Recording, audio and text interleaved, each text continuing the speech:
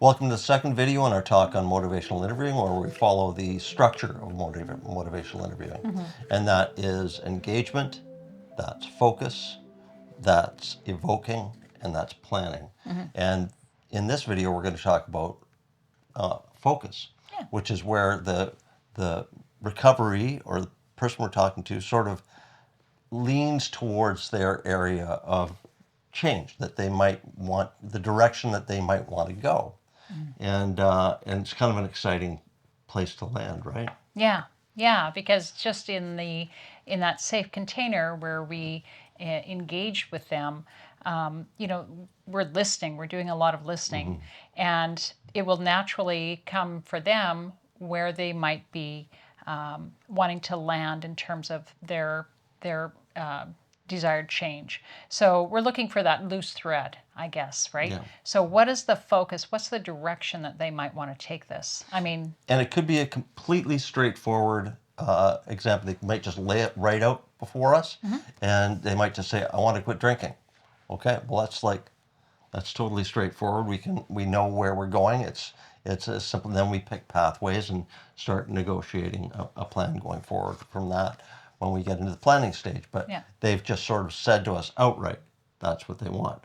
yeah. But it can become a little bit less direct than that. Yeah, yeah, it can be actually something that almost through intuition and through listening, almost something that is less clear around. But if I am deeply listening, I will happen upon it almost by accident. Like if I'm paying attention and hearing about the things that they care about, hearing about the things that are not working for them, often the same language or the same topic will come up again and again.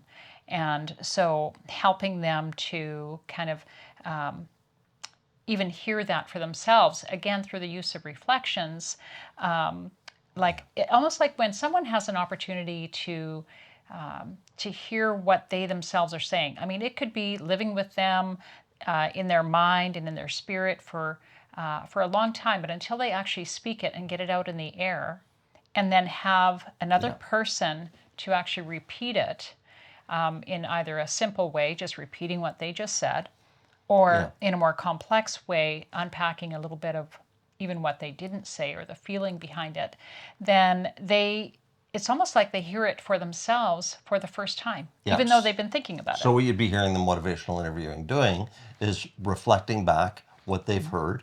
And as motivational interviewer, you can see it in the light in their eyes when they've landed on something that really excites them and it's giving themselves a direction that they want to go. And that's where we want to land with our reflective statements. That's where we want to land with our good questioning.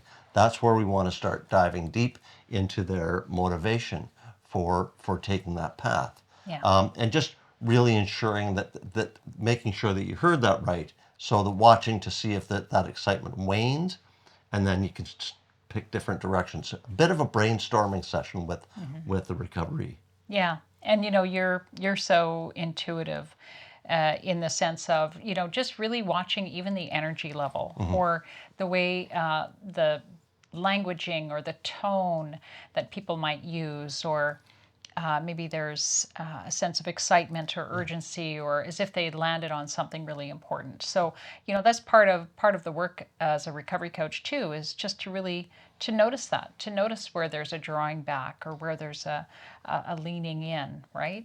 Yeah. Or they might be sort of in not needing clarity, but they might just be looking for a pathway. So they might be saying, I want to be fit as I age. So now, okay, great. You've given a direction of a general area that they want to go.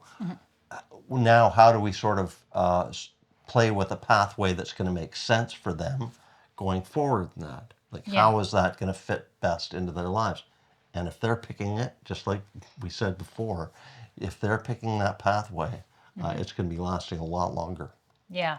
And one of the things that I like to do, like if someone maybe picks a pathway or picks a direction of where they want to go, I like to look at really dive deep into their thinking behind that, their motivation behind that, right?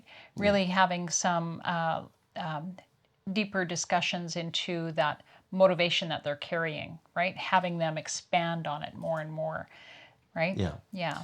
And remember, the people here may not have completely committed to the change at hand. They may be sort of saying it would be really nice if I could live my life like this.